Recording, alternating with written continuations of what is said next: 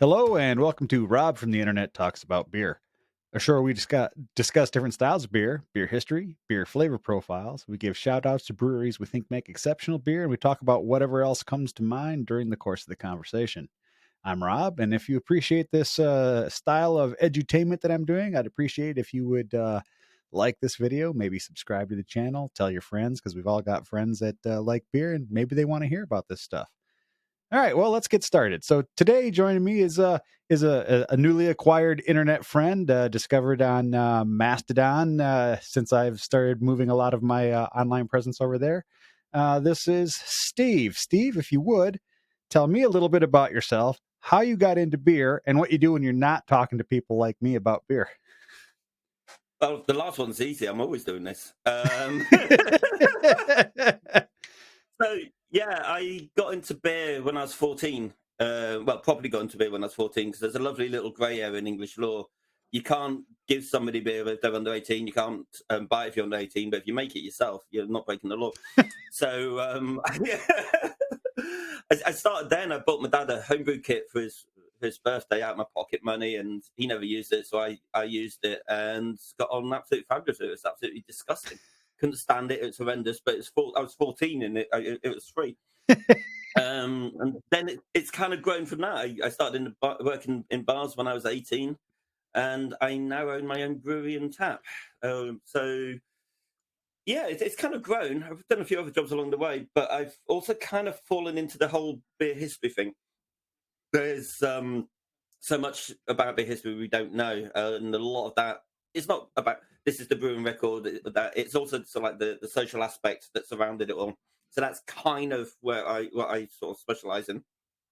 Nice, very nice. I'm trying to keep it succinct because I do talk a lot, so I could go on for ages. Don't worry. I mean, the whole idea of this show is, it's supposed to just be a couple people shooting the shit about beer. So if we go off on tangents or we take a little longer than normal, that's all right. Today's subject is one that's near and dear to my heart. One that Steve and I here have a mock argument over. It's ESBs. Is it a style or is it not a style? In the UK, I would probably not assert that it's a style because I'd probably get my ass handed to me by many people like Steve with their knowledge of the history. But here in North America, we've co-opted the ESB, and it is a style for us. It corresponds with the BJCP 11C, according to the 2021 beer style guide of strong bitter.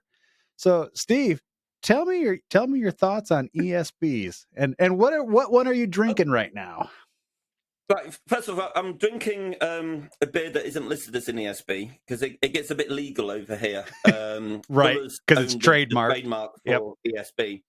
Let's go to it. But I'm actually drinking Shepherd and Neame's Bishop's Finger. It's a Kentish strong ale, so it is a strong bitter from England. So it therefore is an English strong bitter. It's 11C on the BJCP. It's got this lovely sort of like toffee hue to it. And it has a wonderful, nice bitterness to it and a bit of strength in that as well.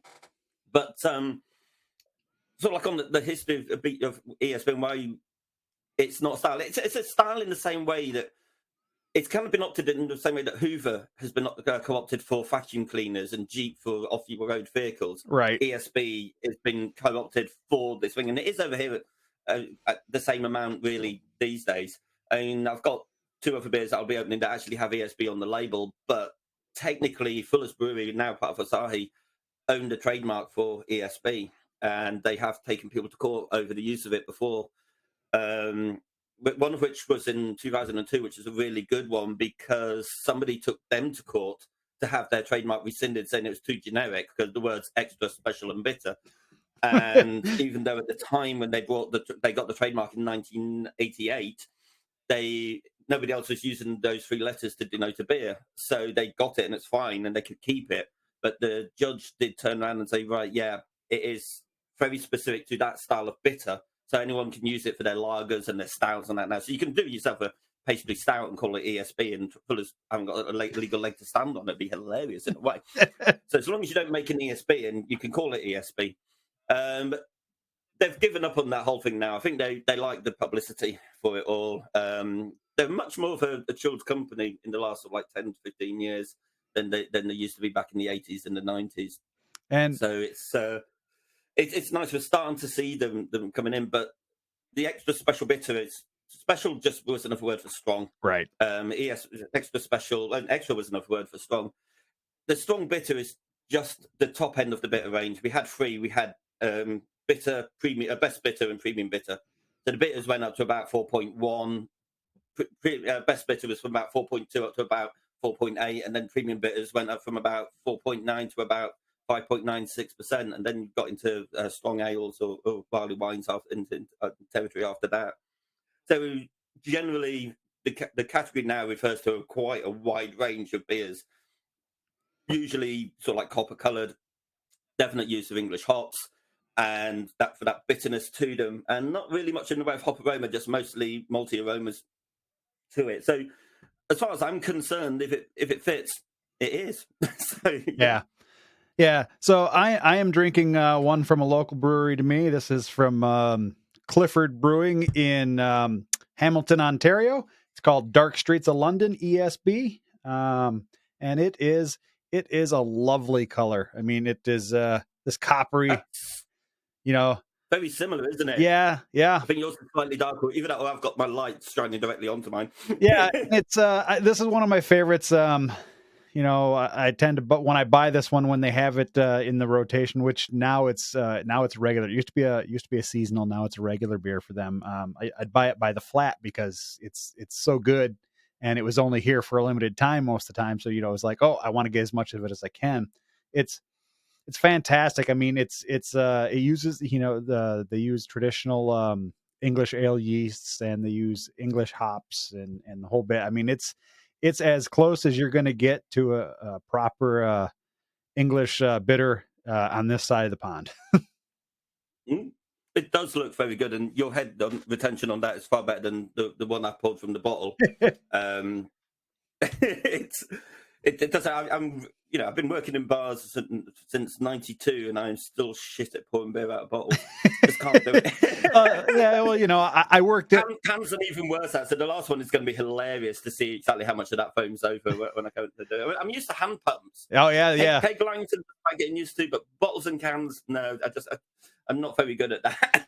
Yeah, I've been telling my wife that the next addition to my brewing space is going to be a beer engine. I've got a nice space. My house has both a basement and a crawl space, and the crawl space would be a perfect spot for casks to be, and just have the beer engine pulling up from the crawl space, because you keep it at the right temperature, and then you don't have to worry about CO2 and everything. Everything's naturally carbonated, and you just pump it up through the sparklers, and away you go. Oh, yeah, this is a whole other thing. I'm not a fan of sparklers. It's this massive argument over it. People say that beer is better with a sparkler, or they say it's a north-south divide. I could go for a massive tangent on this, but basically sparklers were brought in reasonably in the modern times because they were getting rid of the cellar staff. So to make the beer look like it was properly conditioned, you'd force it through the sparkler like a shower head, just to give it all this extra sort of like bubbling, and this is extra head on it. Huh. Whereas, I use them at my place because I'm in Manchester, and if I served a beer without a sparkler, I'd be lynched and thrown out. So I've got to use it. But you can get the same sort of head, just from a gravity pour, from a wood cask, which isn't even airtight. But they do make things a lot easier, and they do give a creamier head. There is that, but it's all down to what you like, really. Yeah. I don't actually care at the end of the day. Right. Right. So for people who are interested, color of this style of beer should be anywhere from a deep gold to a red copper color, like the ones we've got. It should be clear. It shouldn't be hazy or foggy. And it should have slow rising bubbles. So it shouldn't be like super carbonated. It shouldn't be overly active. Like you get some. Hey, quit stirring your stuff up. It should actually have a fairly mild alcohol taste. You should really be getting the flavor of the malts coming through with this, and maybe a little bit of a fruitiness to it, like a little bit of a fruit flavor in there, and there should be a medium to medium high bitterness to it. It shouldn't be like ass puckering bitterness like you get with some of those West Coast IPAs and things like that. This should be just a nice, well balanced beer. It should be front loaded with a little bit of sweetness, and it should have a medium bitterness throughout the whole thing. Do you agree? Yeah, absolutely. That generally describes English bitters. Yeah. Right, right the way through. And then, this is the premium category, the stronger bitter side of things. And it's certainly what I'm picking up on this one that I've got here. There is that lovely sort of stone fruit flavor that's in there. And that's not from the hops. That is there from the malt that is coming through into it. A nicely sort of like toffee caramelized malt sort of flavor is coming in with this wonderful use of crystal malts that give you the color and give you that wonderful sort of like flavor. Yep. Are you getting that one from yours as well? Yeah. This one. You just lost your camera. Yeah, I just disconnected my phone. Bear with. Sorry about this. We're gonna have to cut you off already. You haven't even had one full beer on camera. I know. On camera. I can't speak as to how many you've had off camera. Oh, I needed two. I take it the sound's still working. Oh yeah, I can hear you just fine. So I'll just put up a nice little technical difficulties thing for your for your image during the show when this actually airs. But yeah, so while you're redoing that, I will blather on a little bit here. So body on this should be a medium body. It shouldn't be overly sharp, and it shouldn't be overly soft. Should have fairly low carbonation. And the finish should be a quick finish. It shouldn't linger in your mouth for too long. Typically, the hops that were used in this were Kent Goldings, and the some of the malts are like British Pale and Crystal, like you were saying. And depending on where it's brewed, some of the water, obviously the composition of the water is going to change. So sometimes it's high in sulfate. Oh, connect the device. Come on, you can do it. It's getting there.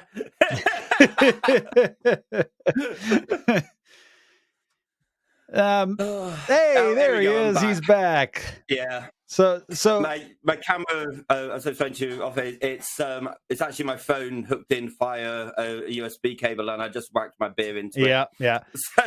I have that same problem. I wear these wired headphones, and they've got this long cable, so I try and keep the cable out of my way, and inevitably, I've got it strung up over my mic arm. Inevitably, I'll move my hand, I'll hit the cable, and it'll be taut enough that it like swings my mic away, and all of a sudden, like my voice is gone. So I understand your pain. This is why I always try and get in a bit early just to try and sort it out. So I'm not going to do this, and then of course I go and do it. Yeah, of course you do. Go and do it. So you own a brewery, and what's the name of your brewery? Beer Nouveau. And where is it located? Manchester, UK. Manchester, UK. Best city in the world for drinking. Yeah. Well, you were talking about that. What was it, 2 days ago? I think it was on the socials. I stand by it. You can turn around and say, "Oh, well, this city's best because it's got this brewery in it, or this has got this pub in it." Manchester may not have the best breweries in the world or the best pubs in the world, but we've got a lot of really, really good ones, really close together, and it's such a welcoming, friendly city. So you can go out on a pub crawl of, I think there's now about a dozen brew taps and brew pubs in the city centre, and then none of them are more than 5 minutes walk from each other. Stumbling distance. And that's that is a Saturday, Sunday together. And then there's all of the pubs in between as well. So it's an absolutely wonderful place to go out drinking. There's every style of beer that you can imagine is brewed somewhere in Manchester. And on the street that I'm on, at the top end of it, you've got Squawk, who brew very good, very juicy IPAs mostly, of all strengths. Next one down, you've got Manchester Brew Co. Their traditional cask beer. Then you've got us. Then there's Temperance Street Brewery. We're very historical side of things. Temperance Street Brewery are very much testing different ideas and messing about, use a lot of surplus foods. Then there is Courier, who just moved in and opened up, and I'm not sure what he's doing because he's still fitting his kit in. Then a little bit further down the street, you've got Manchester Union, who are very strict Czech style lager brewing. Then there is Wander Beyond, who are, I think they use more lactose than most dairy farms. They definitely have more lactose on site. These are going to be the first guys to do a very sort of a nitro pastry lager. I can just see them doing it. They'll stick lactose into everything. And their barrel aging program is amazing. They actually do a really, really good 2.4% lager that I can just drink till the cows come home, which doesn't have lactose in. But they've got lots of really good sort of like pastry beers. Next door to them, literally next door to them, is Alphabet Brewery, who are very much a traditional craft brewery, as it were. Then around the corner, we've got Sure Shot, who are a modern sort of like juicy hops and lagers brewery. Couple of doors from them is Balance Blending, which is all wild fermented and barrel aged beers. And just around the corner from that, you've got Track and Cloudwater, who are both sort of like modern pale ale brewers. All of that from one end to the other is 15 minutes walk. My liver would need to be transplanted if I lived there. Oh, you'd be fine. I've survived, and I'm an ex-alcoholic. No, really, I am. But it's an absolutely amazing city, and it just doesn't care who you are. It doesn't care. As an example, I was in our tap a couple of months ago now, and I suddenly realised I was the only straight person in there. And it's no special occasion as that. It's just all of the guys at the bar were couples, and there's a few sort of like groups of lasses sat down. And I just suddenly realised, and I turned around to Tom and Jonathan, two of our regulars, and I said, "I'm not wrong. I am the only straight person in here tonight, aren't I?" And went, "Yeah, you are. Yeah." And other nights, it's not. It's such a massive, wide range of people, and this is normal in Manchester. Nobody gives a shit. All they care about is that you're nice, and if you're not, they'll soon get rid of you. But that's wonderfully welcoming city. That's the way it should be. It really is. Yeah, absolutely. The only thing that should matter is if you're a decent person. If you're a decent person, cool, sit down. Let's talk and have a beer. If you're not a decent person, hit the fucking bricks. Yeah, absolutely. That does actually remind me when I going back to this beer. I told you I go off on tangents and I do talk a lot. I've warned you about this. The first time I had this was my brother introduced me to it. There's a shop in Peterborough where I'm originally from. Called Wine King. It's run by a couple of Sikh brothers. Lovely, lovely couple. They eventually got brothers. They eventually got done for tax avoidance because they were driving fans onto the continent. This was before the days of the EU and the open market thing. Filling it full of beer and bringing it back duty free and then selling it without paying the tax on it. But they had this wall. This is back in about 89, 90. They had a wall full of beer that you just wouldn't get. I mean, supermarkets weren't carrying this. It was just all very much the mainstream lagers and the macro bitters. But they had this wall full of all of these different beers. And Bishop's Finger was one of them. And it's one of the first beers that I drank that actually kind of got me into beer. So it's nice to come back and visit this, to be honest. It's not as good as I remember. I think I've had too much beer since. But it's still a really nice beer to from one of the bigger breweries, just sit down and actually have a bottle of, which is now almost gone. Yeah, well, I mean, that's the thing. Like, I do that quite often. I'll go back and I'll revisit beers that I had when I first started drinking craft beers, and I'll be like, I remember this being good, but this isn't as good as I remember it actually being. And it's a nostalgia thing. You drink it and you're like, no, it's still a good beer, but it's not as good, because when you first tried it back in the day, it was a new experience. It's like, oh, hey, this is something I haven't had. This is pretty good. And then after your palate has evolved and changed over the years, you go back and you're like, okay. It's still a good beer, but it's not as awesome as I thought it was initially. But it wouldn't stop me from drinking. I mean, I'm that way with one of the breweries that I have a beer from today is Sam Adams, and I started drinking Sam Adams Boston Lager when it first came out, and I was like, wow, this is amazing. And now I go back and I drink it, and I'm like, yeah, okay, it's a good beer. It's not amazing, but compared to the choices I had when I first started drinking it, it was amazing. It's still a good beer, and I will not turn down if someone goes, hey, you want a Sam Adams? I'll be like, hell yeah, give me that beer. But it's not as fantastic as I remember. But that being said, there's nothing wrong with going back and revisiting old favorites.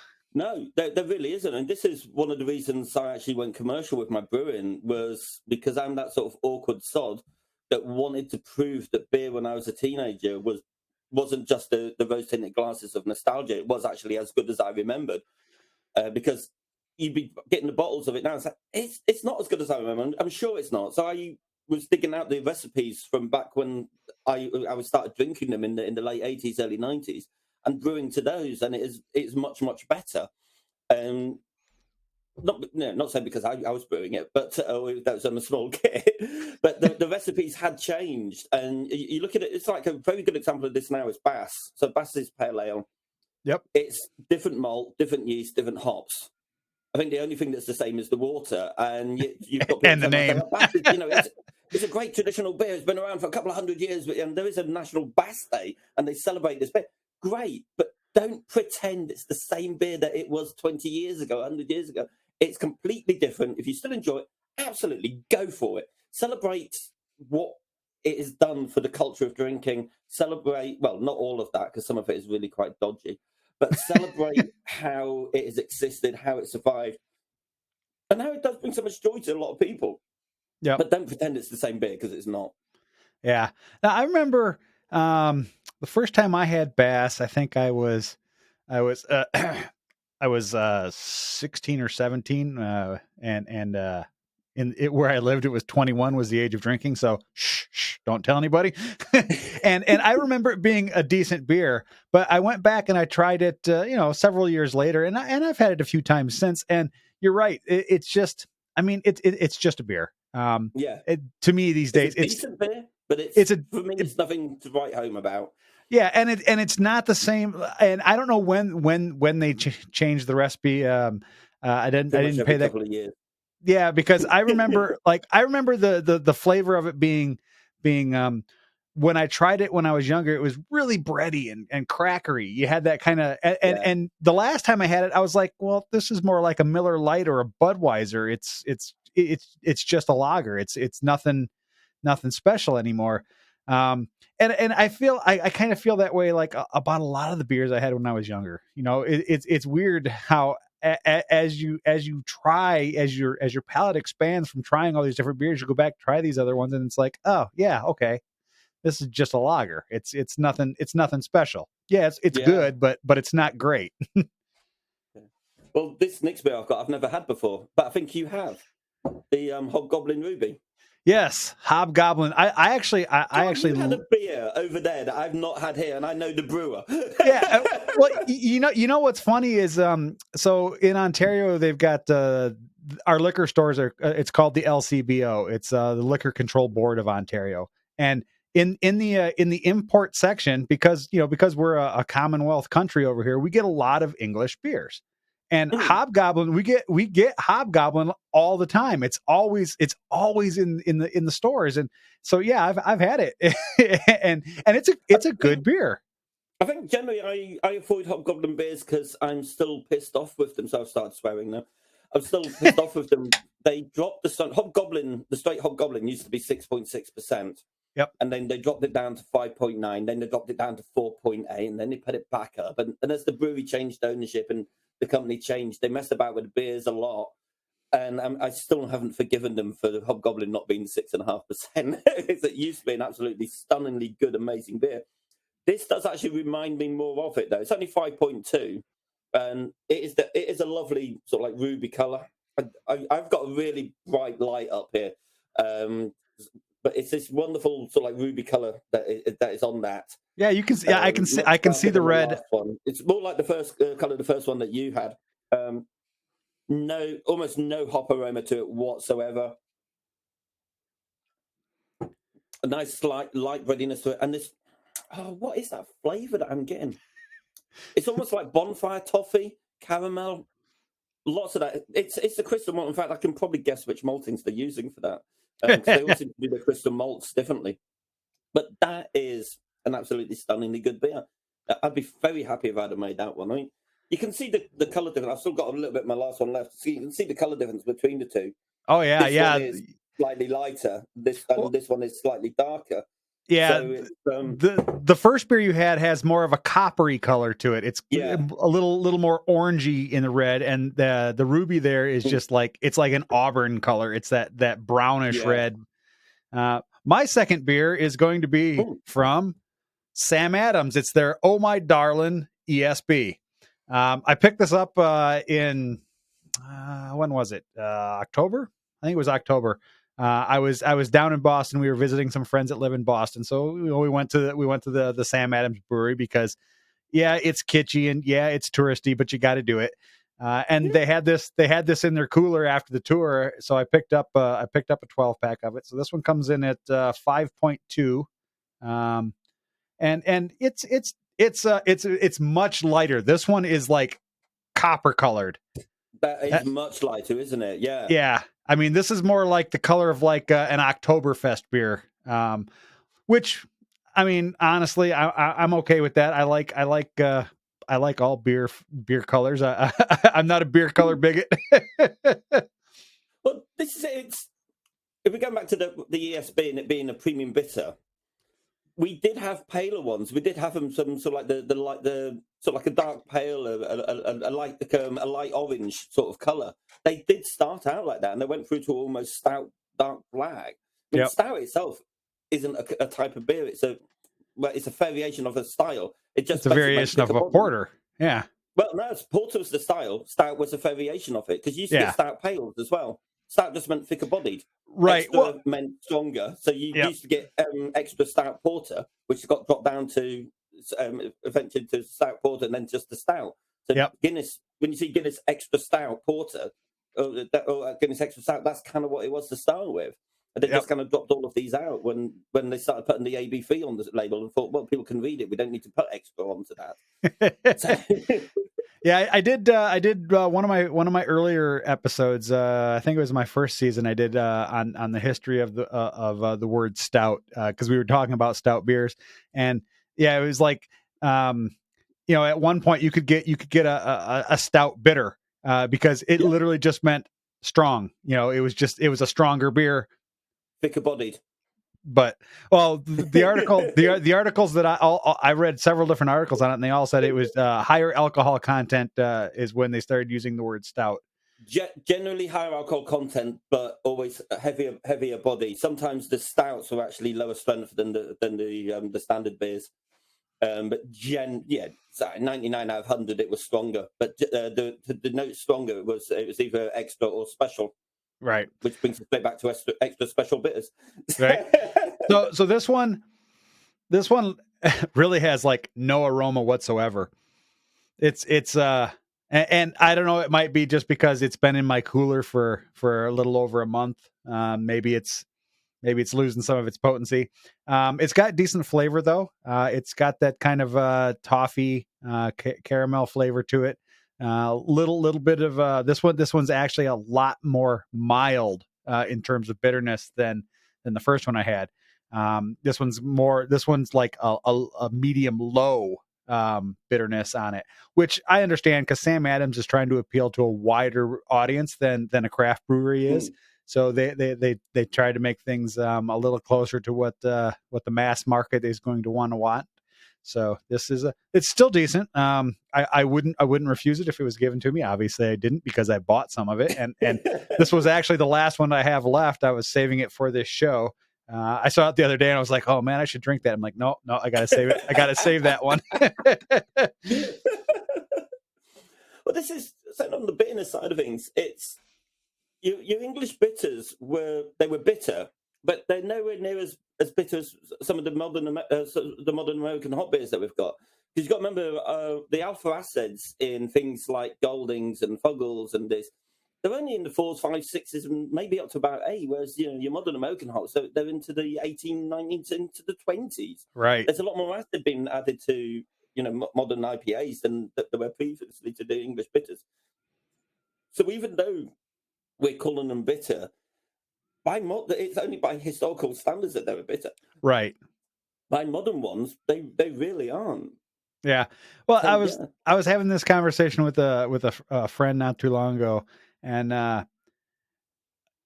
because most of my friends know that I'm not a huge fan of all the variations of IPAs. I don't like New England IPAs. I don't like the West Coast IPAs because I think they're too bitter. I like a good traditional IPA. And then I said, "Yeah, well, I'm having this pale ale." And they're like, "What do you mean you're having a pale ale? You don't like IPAs?" I'm like, "No, no, no, no. Pale ale doesn't mean IPA. Pale ale it was basically any beer that wasn't a porter or a dark brown color. It's a paler ale." Yeah, pretty much. I mean, IPA is a variation of pale ale. I mean, this is often a thing. So the original Yep. IPAs, we brewed some. We did a crowdfunder. We raised money, got bought in the barrels, and we got some 1870s malt, 1820s malt. So Chevalier, before it's available commercially, we had a ton of it grown for us by Chris Maltings, and then we had it kilned separately from the normal batches of it by a company called Malting Box, a wonderful guy there. Will he was working at the time. He's now working over at Simply Hops, I think it is, one of the hop companies, and he kilned it to an 1874 pale malt pattern that Tetleys were using at the time.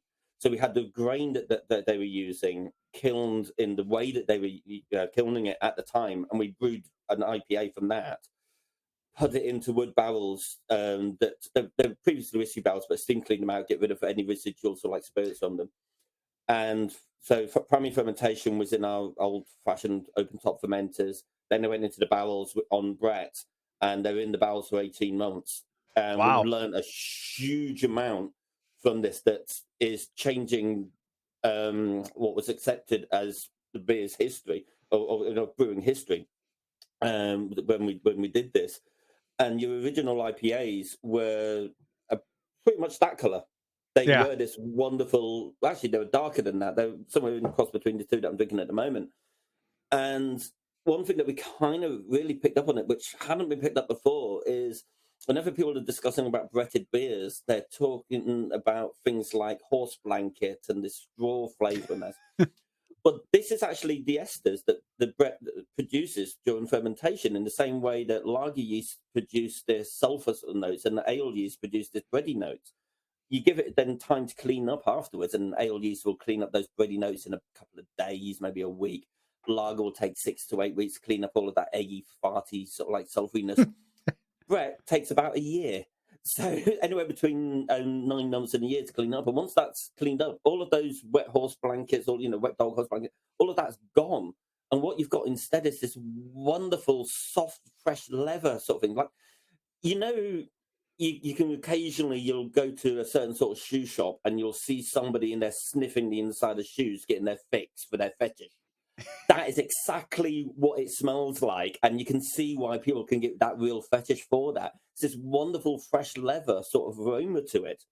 So it's this wonderful copper ruby color, this fresh leather aroma to it, and it's a completely different drink from anything that we've thought of before, just because we used the right grain and aged it for the right amount of time and fermented it in the right sort of way. And it's something completely different. This is the sort of beer nerd I actually am. So when you said right at the beginning, what do I do when I'm not talking about beer? Well, not much actually. So it's all of this. It's all of this. This is what I do. What do you do when you're not talking about beer? I'm thinking about talking about beer. Yeah. I'm doing the research about what I'm going to talk about. But it's beer history is this wonderful thing. So we think we know stuff, and we think we know the history of it, but it's like on that IPA, the common knowledge of it is it's brewed hoppier and stronger to survive the voyage over to India for the troops, and every single part of that statement is a load of bollocks. None of it is true. Pale ale was being brewed in England at the time. They just put an eye against some batches of it to say this batch is going off to India. It was already being brewed and it's already been sold in England. It wasn't hoppier to survive the voyage. Hops are a great preservative, yes. Alcohol's an even better one. I mean, you don't go to sort of like medical museums and see bits of body parts floating in hop juice. You see them in like ethanol. But what was actually preserved the beer, it was the yeast. The Brett kept the fermentation going. So when you put it into the barrels, you put in a handful of hops with it as well. So this is one thing that I absolutely love from beer history that we've kind of come across and we've found out while we're doing all of this. And it annoys a lot of modern brewers, but hey, tough luck. Hop creep is not a bad thing. Yes, it will make your cans explode, but learn how to brew beer. On hops, there is the enzyme. There's the alpha. Is it alpha beta amylase? I can't remember now. I've had a couple of drinks. Where that converts the starches to sugars, which the yeast will then convert to alcohol and carbon dioxide. So if you've got hop particles floating in your New England IPA, and you've still got some residual sugars in there, those hop particles are going to convert the remaining starches from your mash that won't convert during your mash into sugar.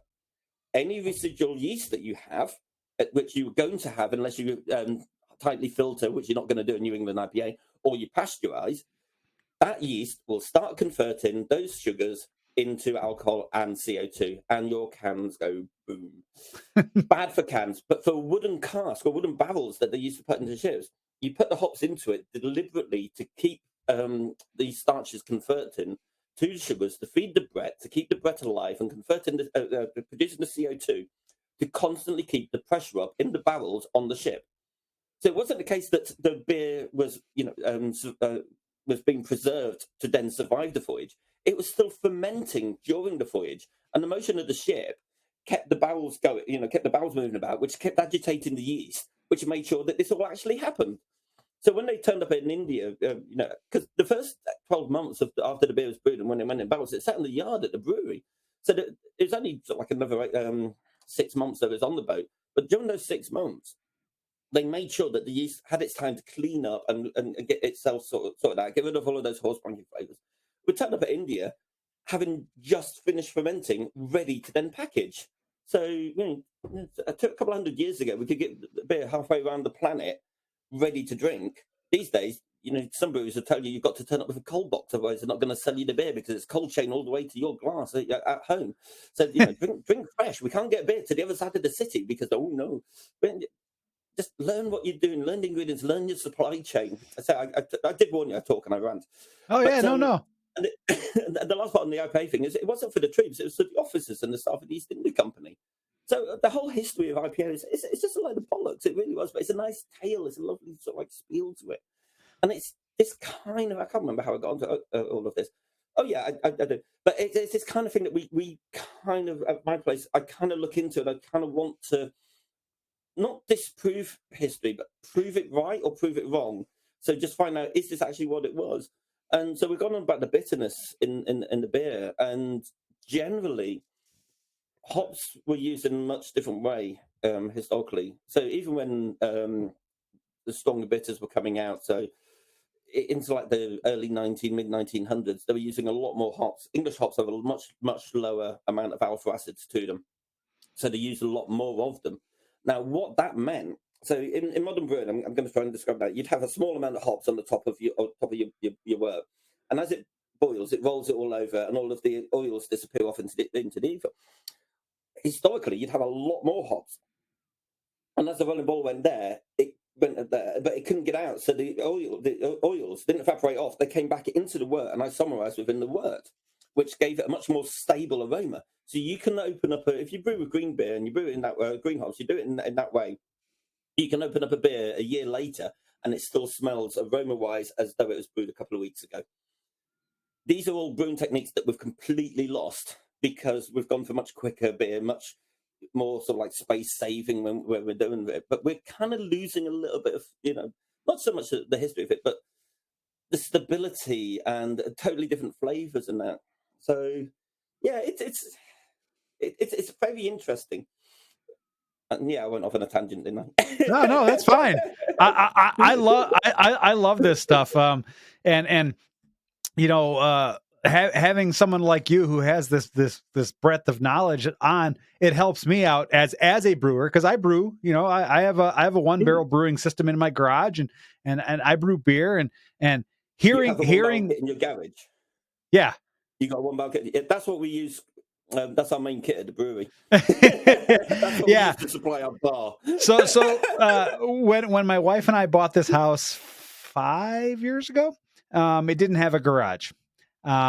So we decided we wanted to have a garage because we hate parking our cars outside in the wintertime. We'd like to have them kept inside so that when we go out to start our car, we don't have to wait 20 minutes for the engine to warm up and the cabin to get warm, whatever. So we had a garage added to our house, and it's the same depth as our house. So our house is 55 feet deep.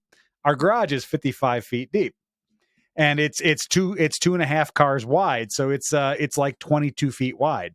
Um, That's so almost as big as my entire brewery. right. Well, that's my garage. So the first third of it is for our cars. The middle third is for my wife and all her gardening stuff, because she's an avid gardener. She loves to grow her own vegetables and things like that. And the back third of the garage is my brewing space. I've got a 1-barrel brewing system. I've got all my fermenters, my glycol chiller. I've got a 10-foot long commercial cooler with 3 taps on it, and it's 4 doors. So I've got 2 doors for cans and bottles and 2 doors for kegs, and yeah, it's absolutely fantastic. It's funny, the brewing system I have. I've had several people who are professional brewers go, yeah, that's better than what I started on when I started my brewery. Well, it's much better than I started on. I licensed my homebrew kit in my garage, and I was brewing on a 40-liter kit I made from old plastic kegs. Hey, So you, you got you eco kegs over here. They're sort of like the outsides are reusable, but the insides are single use. yep. So take those out, bung up the holes. It's HDPE plastic. It takes the temperature. And I just literally licensed my 40-liter homebrew kit. And for the first year that I was trading, I was England's smallest commercial brewery. And it was, I built it for, I think it was 30 quid.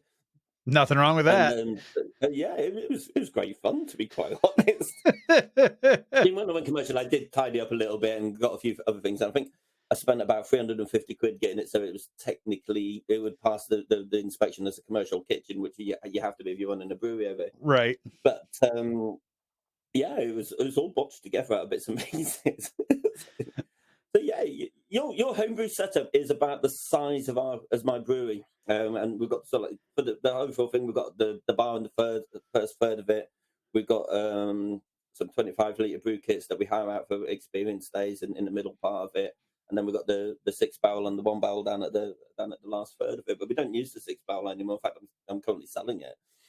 Just because I don't need it. Sold the bar area of it to somebody else as well. I'm just able to just go in and brew beer. It's what I kind of want to do is research the history of it, go in and brew it, and then just sit at the bar and drink it. Let Yep. somebody else do the work. Yeah. Well, I started brewing. I've been brewing on and off for about 15 years or so. And I sold off. I'm originally from the United States, and I sold off all my equipment or gave it away when I moved to Canada. So when I was looking to buy a new system, I was like, well, I could buy another small system, or I could just buy a really nice system. Originally, when I moved to Canada, my wife and I were actually planning on opening a brewery, and then we thought better of it, and I think we made the right choice because right about the time that we were going to be opening our brewery, COVID hit and everything went into lockdown, and it would have been a terrible time to be opening a brand new brewery. So Yeah, it was. and then the other part of that is, my wife looked at me and she's like, well, if we open this brewery, we're not going to be able to go on vacation and things like that for at least 5 years, because it takes several years to get things up and running and going where you want. And I'm like, yeah, I'd much rather go on vacations and just have a really kick-ass brewing system at home. This was because I say I'm selling my place at the moment. As such, our tap's not open. This weekend is the first weekend in about 6 years that me and the missus have been able to just have Saturday and Sunday off and not actually had anything to do. So we've not been going. We went out on Friday night to a friend's company's birthday party. It's a online bottle shop that I helped her set up, and that was it. Yesterday, barely left the house. Went shopping. That was it. Today went for a bit of a walk. Again, shopping to try and find some Fuller's ESB, which we cannot find. Nobody around here stocks it. It's interesting. This is the beer that started out ESB, and it's just not around at the moment. We can't find it outside of London, it seems. But even the start, a couple of months ago, the start of ESB was actually a bit of an interesting thing because it's previously called. We've talked about this before we went on there. It was previously Burton Old Strong Britain. Oh, I wrote it up here. But Yeah, Old Burton Extra. And then you said it was released as a one-off called, was it the Winter it was something? Fuller's. Yeah, let's see. Where was it? Fuller's Winter Beer in 1969. It says, and then became the regular under the current name Fuller ESB 2 years later. Yeah, So, yeah. Because when you look to the time in 1971 was a massive turning point in beer. Um, at that time, England had hardly any breweries. We had the big seven, which was Allied, Bass, Courage, Guinness, Scotch and Newcastle, Watney, and Whitbread. They owned the majority of pubs. They by far and away they produced by far and away the majority of beer. In London, the only other two breweries in London that were going around at the time was Fuller's and Young's, and almost all of the breweries were pushing into keg beer. So they were pasteurizing the keg bitters, putting into that because longer shelf life. yep. It tasted totally different. Keg was this wonderful new thing, even though it was already quite a bit old. But this wonderful new thing they were pushing, and they're trying to get more people into the lagers. The world had changed. We're coming out of the '60s, going into the '70s. It was becoming more and more global, and it seems kind of weird that was the year that Fuller released ESB, until you realise it's also the same year that the Campaign for Real Ale was founded. Yep. So this was, in 1971, I think it was in March, middle of March, Canberra, the Campaign for Real Ale, or originally the Campaign for Revitalisation of Ale, founded by a few journalists and a couple of people, and they were pushing for the return of ale to bars. They wanted the cask beer back. And they were getting a lot of publicity, not just locally and nationally, but also internationally as well, about we are about to lose cask ale. We're the only country in the world that has cask ale, which is a blatant lie. But we should do this. It's very British. And, this time of globalization and mass production, we should have something British. And so Camera, was kind of pushing this. So I think that must have played a massive sort of like influence in Fuller's decision to turn and say, well, yeah, fuck it, let's stick this ESB out, have a laugh, see if it goes well. And it has stuck. And it's, when you consider the time of what people were drinking around then, it was much weaker beer. So for them to, revitalize their cask range by sticking in a six, was it 5.96% beer? Yeah, 6%. It was a massive risk, but I think it's one that's really actually paid off. It's funny. So the article that I read says no British beer has won more prizes from the Campaign for Real Ale in its annual Champion Beer of Britain Awards than Fuller's. They won. It was named Champion of Beer in 78, 81, and 85, and Best Strong Ale in 78, 79, 81, 83, 85, 87, 91. It's just this list of these years that it. Yeah. Well, you kind of have to ignore all of the 70s because there was virtually no breweries around. Yeah, it was competing against what, one other brewery? In London they were up against Truman's, Young's, and that's probably it. So I think there's only 3 producing cask in London area. Nationally, a couple of dozen breweries, and they probably weren't all producing strong beers. And I'm not trying to take it away from them because Fuller's ESB was for a long time one of the best strong beers that were out there. I think overall I do prefer Shepherd and Bishop's Finger, but personal taste and all of that. But it was a totally different time, and there was a lot less a lot less variety of beer being made, Right. and it wasn't until the mid to late 80s, well, the late 80s really, that we started to see the microbrewery boom that we had over here, and more and more breweries started to come out and coming out, and then in the mid to late 90s, we then had another sort of like influx of new breweries. And then about 10 years ago, in about 2012, we had a few more. And then it was about 6 years ago, 5 to 6 years ago, that's when the craft revolution in a way happened over here. And we had a huge amount of more breweries. But back in the 70s, I mean, I don't remember 70s. I was only born in 74, but I've gone through way too many old books and newspapers. There was, You can see why I might be an archaeologist, can't you? Twice my ex-wife was an archaeologist as well, but maybe I got this thing for. But that is, there was nowhere near as much competition back then, so it was easier to win multiple times. Right. So it's more impressive for beers to win multiple times now, or even sort of like since the 90s and into the 2000s. And there are still some that do it.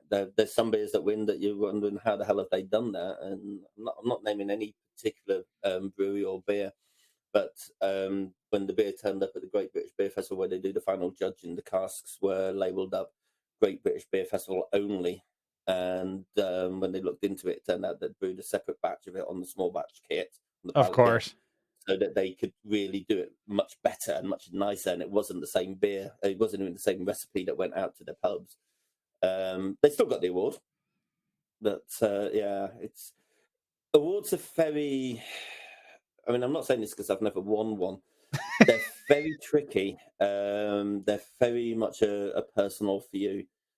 Almost always, the people that are arranging them as best as they can, and they put their heart and their soul into it, and they want it to be as honest and open and as fair as they can.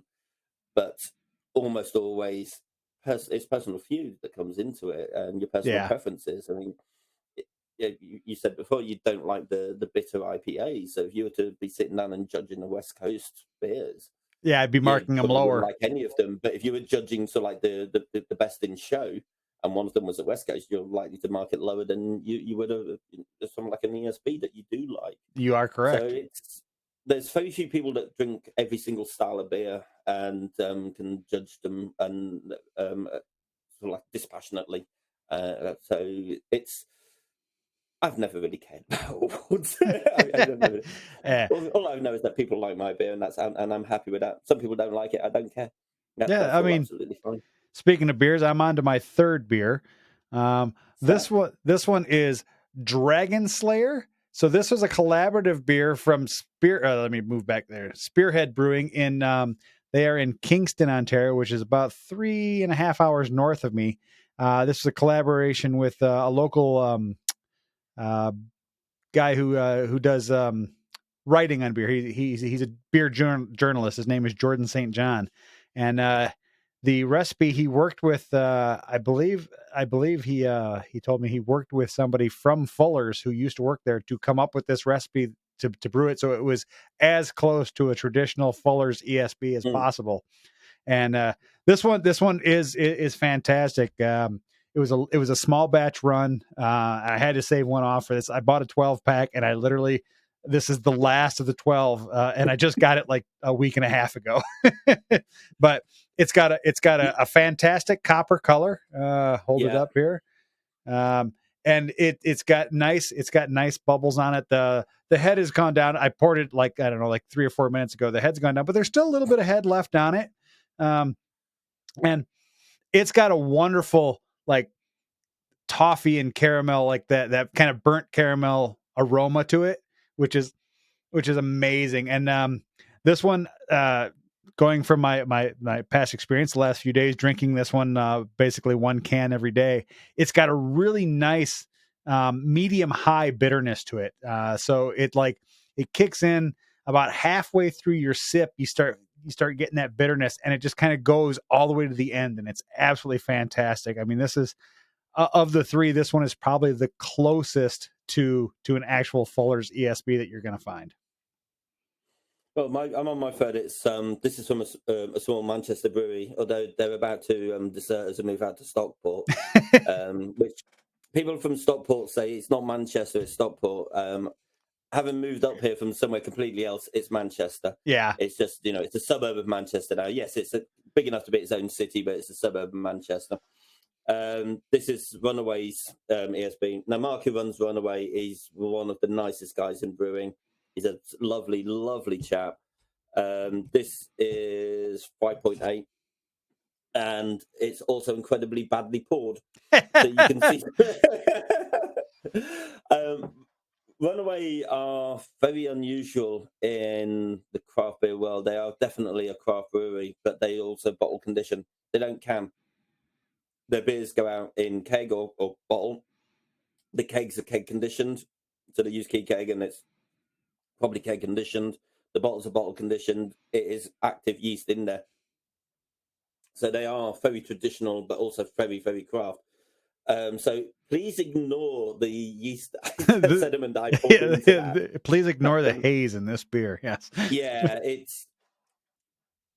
I've been working in pouring. Well, I've been pouring beer since I was 12, 10.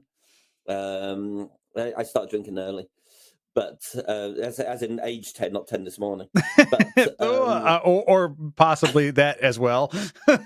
yeah. No, I held out a bit today, but I still can't pour beer. I just want to get it in my glass and try it. I But understand. this is it's there's a slight yeasty aroma to it because again I can't pour beer. But underneath that, there's a very light hoppy aroma, very very light.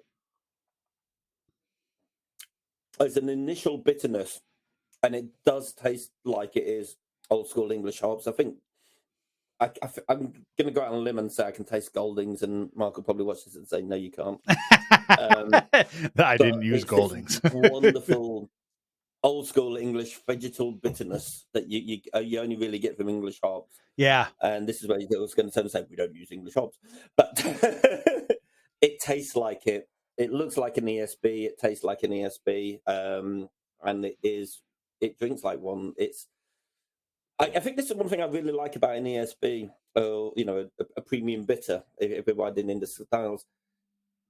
You can drink them like a weaker beer, but you also realise and you can recognise that you are drinking something a little bit stronger, and you're not going to think, yeah, I'm going to go back to the bar now. It's my oh shit, my legs aren't working. It is kind of like that. There's a lot of enjoyment to be had from them, and not just I'm going to drink pint after pint after pint.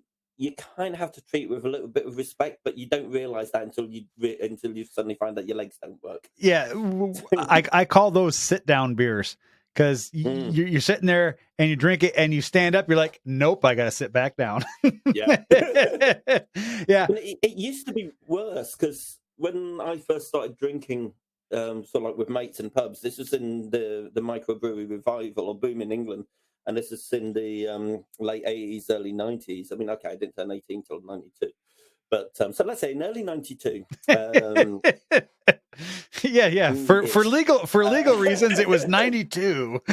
Yeah. We had there was a pub in Peterborough, especially called the Tut and Shive, which is named after two incredibly obscure parts of cask brewing. So you know in the cask, you got what Shive is. Yes. Yeah. So it's like you've got the keystone and the shive. So the big hole, you plug it with the shive. The small hole tap goes in, plug it with the keystone. Yep. In the shive, there's a little bit in the middle, and that you knock into the beer when you vent it, right? And that's actually called the tut. Ah. So you got the tut and the shive. But this pub used to sell beer by the 4-pint jug. So the way we all kind of were, it wasn't just me and my mates, it was everybody drinking in the pub, and this was going on throughout the country. You'd walk in, and if you were the first one there, you'd buy a 4-pint jug, and you get a glass, and you go and sit at a table. Your mates would turn up as and when they turned up, when they finished work, when they got out of college, or whenever they got there. And if there was a jug on the table and that was near full, they'd just get a glass, sit down, and join you. If the jug was halfway down, they'd get another 4-pint jug and a glass and sit down, join you. And as people turn up, and you just went around buying, and your round was a 4-pint jug of beer. Yep. It's like, oh, it's my round. You go to the bar, 4 pints on the table. There might have been 8 of you there. There might have been 6 of you there. There might have been 3 of you there. It didn't matter. When it's your round, 4 pints of ale from the table, from the bar. You never asked anybody what they were drinking. It's like, you're all drinking this. So usually it was things like Flowers IPA. It was Hobgoblin. It was a couple of other bits and pieces as well. So you just went to the bar, you got the thing, and you just helped yourself from the jugs as well. And it worked really well because you weren't drinking at somebody else's pace. So if you were drinking a bit slower, you just topped up your glass as and when you topped it up. And when you felt like, oh, well, I've had more than 4 pints, I better get a jug, you just got a jug. If you're drinking faster, you just, pull out the jugs a lot quicker. And it was a nice way of drinking. There was no, sort of like going to the bar en masse to find out who wanted a third of this, who wanted 2/3 of that, who's having a half of this, and Right. what was that pastry stout taste like in now, which hops are you using. Nobody cared. You just got beer and drank it. Much less choice, and the beers were arguably not better, not as good as we've currently got. It was a completely different time, and this was the time really when ESBs were and premium bitters were at their height. So, like the first one I had, Bishop's Finger, that's when we were drinking this Hobgoblin. This is how we'd be drinking all of that. Whereas this runaway ESB, you'd go to the bar and you'd have a third of it and you'd try it. So it's drinking has completely changed It has. from this. I really am an old fart, aren't Right.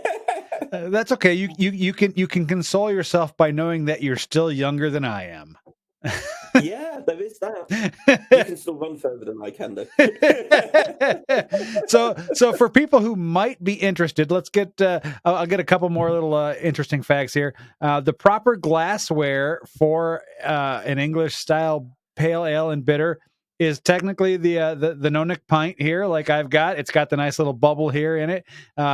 In North America, people think that bubble is actually so you don't drop the glass, but it was actually designed that way so that when it fell over, when you were too drunk, it didn't crack the rim on the top. It's a no pint. Come on. It's so they stack better. Yeah, they do stack, and they don't seal together either. Like that's it. So they stack. So when you put them in, they don't seal. They can stack.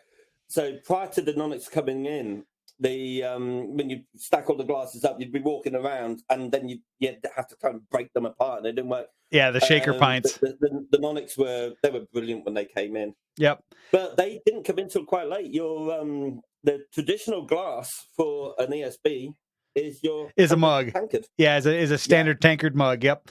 Not the dimpled ones, but but that sort of mug. Yep. Because that's actually Courage Tavern was a bitter. So that was the sort of like style that we used to go for, which is actually what I'm about to put my next beer into. Nice. But yeah, it's your standard English pint glass is the Nonic. It's any English style beer should go into the Nonics. Yep. I mean, I've got one of these that I'm drinking at the moment out of the moment. Yeah, a shaker style pint. That's just the straight ones, but this is your standard beer festival glass over here. Yep. Weirdly, that one is from 1970s, and that is a half pint line glass. That is for bottled barley wine. Nice. So occasionally you would get an ESB in that, but generally you wouldn't, because you would never order a half of ESB in the pub. You go. It's really awful, but it was a half for the ladies and a pint for the gents. And if you were a gent and you ordered a half, they would often look at you rather funny and ask you where your boyfriend was. Uh-huh. This is how bad it used to be. It was really, really quite bad in a lot of pubs back in the 70s. I mean, I remember the working men's clubs from the 80s, and they were really, really quite dodgy. But I've got a set of these. Me and the missus have got a set of these at home. We absolutely love them because they're brilliant for the 330 bottles. Right, yeah. Because it fits it absolutely perfectly with the head on top of it. So I love them. Proper temperature for the ESB or the strong bitter is 10 to 12 degrees Celsius, which for the Americans out there is 50 to 55 degrees Fahrenheit. That's according to the BJCP. For the English, that's cold. Yeah, well, but that's according to the BJCP and conventional standards. I actually like mine. Yeah. I actually like mine closer to room temperature, which is why I pulled these beer out of the fridge about an hour before I actually sat down and started talking to you, because I like that. I like them warm. That was one of my favorite things when my wife and I were over in the UK in 2019, and we were. I went over to Edinburgh to run a half marathon. And then we stuck around and we went to Ireland. That's a hilly one. Yeah, it's a fantastic one, though. the scenery is absolutely gorgeous, but you're right, it is very hilly. Yeah. But we stuck around. We went to Ireland and then we went to London, and we were the people that would seek out the tiny little neighborhood pub. We're like, we don't want to go where all the tourists go, so we asked like the people that at our hotel we were staying at, where would you go if you were going for a drink after work? And they're like, oh, we're going here tonight. You want to join us? And we joined them at their local pub, and it was absolutely fantastic. I mean, the I drank nothing but pale ales and milds while I was there, and it was absolutely glorious because everything was on beer engine. Everything was close to room temperature. It was low carbonation, which is my favorite because then you can drink more. You don't get that bloating Yeah. feeling in your stomach. But yeah, it was absolutely fantastic. It was my favorite part of the trip was going to all the little pubs and just Well, next time experiencing you come to what. Manchester, I will give your liver a killing. Yeah. Well, I told you, But maybe, my wife and I want to get back over that way, and you offered that if we get over towards Manchester, that you would take us yeah, around, and I will definitely take you up on that. yeah, definitely, absolutely. Saying about the asking the people in the hotel when several years ago now, me and the missus were over in New Zealand, and we got into Auckland. We asked the people in the hotel there, "Where's good for local beer?" And they sent us to this bar. Walked in, and it's BrewDog. Oh They've yeah, just yeah, kind of started BrewDog, taking over yeah, a lot of things. yeah, We get it everywhere, right. and there's some. I ended up talking to the staff there, and they said, "Well, we don't really drink beer." I was thinking, "Okay, this isn't really good for us." And they said, "Have a chat with the guy at the end of the bar." He does. I said, "Right, hi." The people behind the bar said, "You know where to drink?" He goes, "Well, you're English." I went, "Yeah." He goes, "You want the local stuff?" I went, "Yeah." He goes, "Go to Brothers Brewing. It's just down the road." He showed us where it is, and we walked in there. It was a brewery where you could sit in the brewery and you could drink, and that's my first introduction to New Zealand brew pubs. And oh my god, I have never looked back. New Zealand breweries and their brew taps are amazing. They're basically just, but a lot of them, it's a few armchairs and a trestle table inside of the brewery, Yep. and you're just drinking. And we were in one of the breweries in New Zealand, and one of the beers ran out. And when I went to the bar, I said, "Oh, can I get something out?" They said, "Oh, it's just gone." Damn, I really wanted to try that. Hang on a sec. They took my pint glass, went over to the fermenter, and drew some off of the sample tap, and the batch that was still in the fermenter. I really like this place. I could really get behind it. It's so chilled and so laid back. Yeah, really did like that. Yeah, it's like that. It's like that at a lot of places here too, as well. I mean, like a lot of the breweries that like my local is 10 minutes from my house. It's a place called Flux. It's in a small town called, of all things, called Scotland, Ontario, and their bar is actually in the working part of the brewery. So you're sitting at Yeah, the bar and you're looking at the fermenters, you're looking at the bright tanks, you're looking at the boil kettles. I mean, you're right there in the mix of it. And if they're out of something, they're like, yeah, we're out of it, but do you want to try a little sample? And they'll pull some off. And I have a friend. I don't know if I mentioned this earlier in the show. I have a friend in Milwaukee, Wisconsin, who owns two breweries. Well, one brewery, two locations, but he brews at both locations. And he'll do the same thing if they're out of something, but they've got it in the fermenter. If someone wants to try it, he will walk over to their fermenter vessels and he will open up the sample tap and he'll give them a taste. He's like, okay, don't judge it based on a final product because it's still fermenting, but here you want to taste what it tastes like. yeah. And it's absolutely, Well, and that's I the way think it should be, though. yeah, I think this is what makes a good brewery a really good brewery. I mean, I've been known because when we put our brewery up for sale, I got a load of people turning and say, "Oh, but we had such a great time there. You can't believe it." And one guy says, I don't know if you remember us, but we turned up middle of the week and you weren't open because you only open weekends. But you said, "Oh, come on in anyway. Let's have a beer," and we got wasted. I was thinking, actually, yeah, I do think I remember that. And there's a couple of guys. They turned up on a Wednesday afternoon, and I was just finishing the brew day, and I was going to sit down and have a drink myself. I was like, "Oh yeah, come on in then." And we just sat down and we just had a really great chat about beer, and just served them a few beers. And I think that's what kind of makes a massive difference. And I think it's when you realise that the people that are brewing there or running the places are doing it because they love it, because they want to share it, they want to talk about it, rather than they just want your money in the till. Yep. Yeah. And that's, I think, for me, that's one of the sort of like definitions. I mean, over here, there is no real definition of a craft brewery. We don't have like the fixed definition that you guys, well, the guys over in America do. We Well, one of the ones is that you're more interested in talking about it and sharing it and enjoying it than you are about making the profit of it. And yeah, it's not hard to do. And if you like it, why wouldn't you do that? Yep. Yeah, I agree. Well, So Steve, I'm on to my fourth beer now, by the way. what are you drinking? This is Arbor's ESB. Arbor They ESB. do a bitter called Blue Sky. So this is their extra special Blue Sky. ESB. Yeah, it's again. Actually, to be honest, this isn't can conditioned. I don't think. So I'm not sure where the haze is coming from, but there's quite a bit of wheat listed in this, so it's probably coming from that. It's really, really tasty. I wouldn't call it an ESB though. It's got it on the label. It smells like an ESB. There is a high amount of crystal malt in there, but I'm not getting any bitterness from it at all whatsoever. It just seems to be a very sweet drink. Very, very nice, but I don't know if I'd call it an ESB. Yeah. Well, that's kind of like what I found with that Sam Adams one. It wasn't really bitter at all. There was just like Yeah, the slightest hint of bittering in it. It was really, really medium low bitterness, especially for the style, even for a standard bitter. Not even an ESB, but just your standard your bitters. It was even low for that for me. All right, we've been talking for over an hour, my friend, and this is the part of the show where I say, "Hey, we're at the end of the show." I warned you. Oh, I can talk. I could keep going. I do not doubt it. So, if people want to find you on the internet, how can they find you, Steve? Facebook sometimes, Twitter less and less, Mastodon more and more.